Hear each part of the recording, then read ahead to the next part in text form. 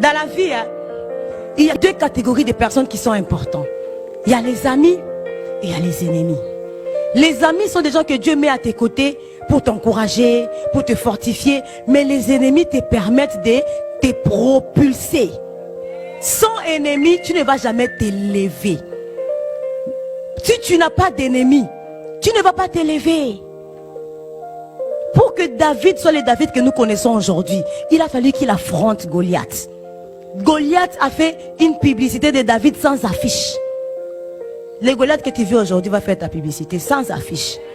Sans affiche, les gens vont te connaître. Goliath est important. Parce que Goliath te propulse. Goliath t'amène à t'élever loin. Si Dieu veut t'élever, il regarde autour de toi. Il ne voit pas d'ennemis. Il va transformer tes amis en ennemis. Parce que tu dois t'élever. Tu dois t'élever comment? Des fois nous disons, mais elle là on était bien. Mais regarde comment elle commence à se comporter envers moi. Et puis tu es déçu. Ne sois pas déçu. C'est un facilitateur des destinées. C'est important que tu vives des choses comme ça. La Bible nous dit que Joseph était chez Potiphar. Il était bien avec Potiphar et sa famille. Il était bien. Il a fallu que la femme de Potiphar raconte ce qu'elle a raconté pour que Joseph se retrouve en prison.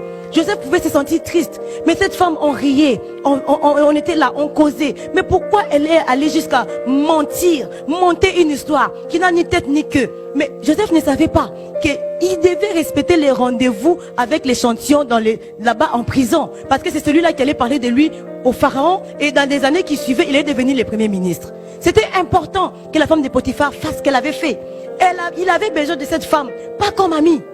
Pas comme amie, mais comme ennemie. Il avait besoin de cette femme, pas comme amie, mais comme ennemie. Et c'est pareil avec Jésus. C'est pareil avec Jésus. Il a vécu avec Judas des années. Ils ont mangé, ils ont ri. Mais quand il était question d'entrer dans la destinée, Judas devait se transformer en ennemi pour que Jésus entre dans sa destinée. Si tu comprends ce que j'ai dit, tu vas aimer tes ennemis automatiquement. Tu vas les aimer. Parce que ce sont des facilitateurs des destinées. Ils te permettent de monter. Sans eux, tu ne peux pas monter. Tu dois avoir le discernement. Ça sera mon prochain point.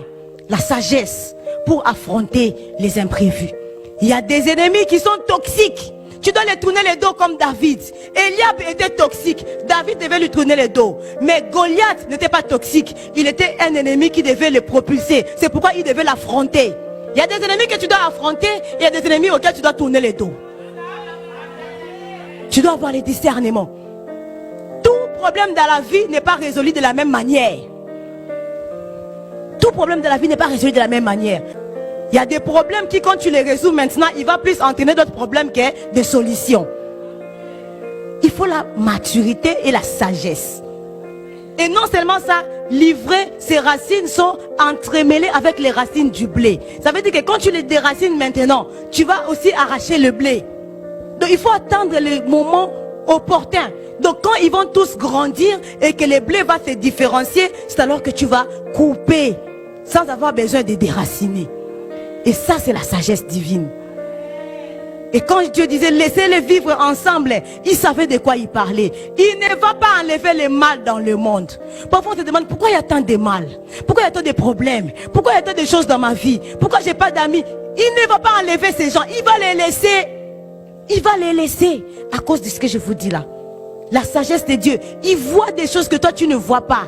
S'il t'ouvre les yeux, si Joseph avait prié, Seigneur, regarde cette femme, il dit des choses sur moi, elle dit des choses sur moi qui ne sont pas vraies, éloigne cette femme de moi, il serait passé à côté de sa mission, de sa destinée, qui était de devenir premier ministre et de sortir son peuple de la famine des années plus tard. Il serait passé à côté de ça. Il y a des prières que nous faisons qui n'ont pas lieu d'être. Seigneur, enlève cette situation. Mais c'est par ça que tu dois passer pour te lever. La sagesse. Devant les problèmes, la sagesse.